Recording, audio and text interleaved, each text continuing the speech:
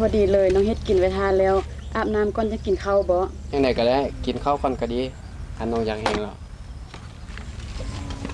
บ่ดอกอ้ายไปอาบน้ำก่อนโลดจังสิสบายตนสบายตัวอ้ายให้เรียกมาเมื่อยๆถ้าได้อาบน้ำคือสิสบายตัวขึ้น 5.9%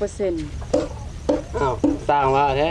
คันอ้ายได้หอมแก้มน้องก่อนแห้งที่สบายขึ้น1,000,000%เลยล่ะ เว้าไปสิไปอาบน้ำหั่น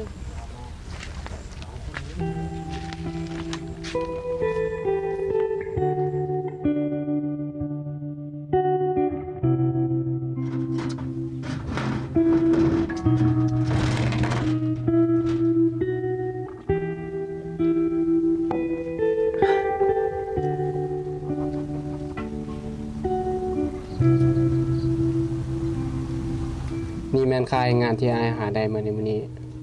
อีกบ่โดนอ้ายสัญญาอาจจะหาเงินไปไทยเอาเฮือนของเฮาขึ้นมาอดทนอยู่เฮือนหลังนี้ไปก่อนเนาะ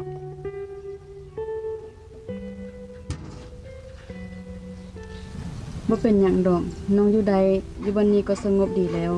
มีอ้ายอยู่ข้างๆแบบนี้น้องก็สุขใจขอโทษเด้อยอมพฤติกรรมซั่วๆของอ้ายในมื้อนั้นจึงต้องเฮ็ดให้น้องมันลำบากนำอ้ายเรื่องให้มันก็ผ่านไปแล้วต่อไปเฮาจะพบแต่สิ่งดีๆเข้ามาในชีวิตน้องเชื่อว่าเฮาต้องมีมื้อนั้น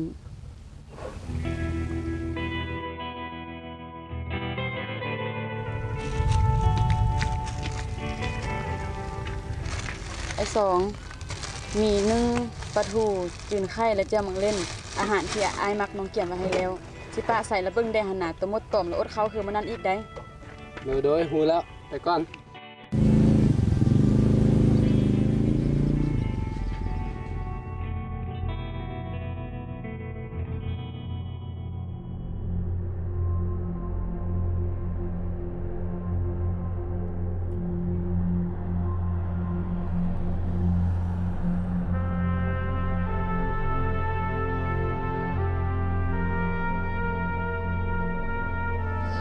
เฮ้ย2ก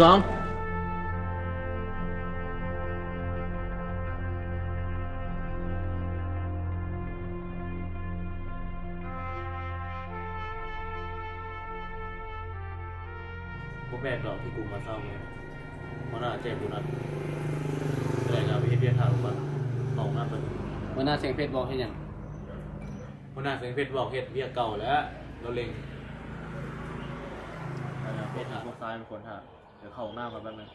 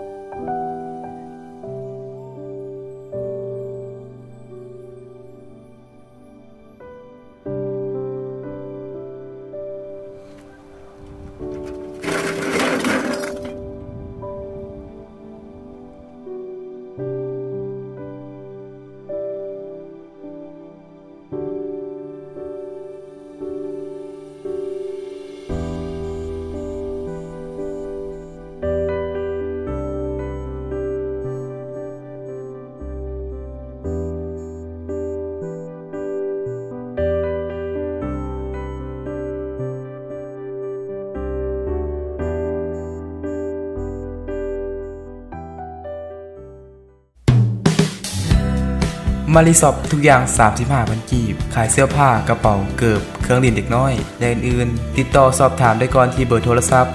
020 5666 8046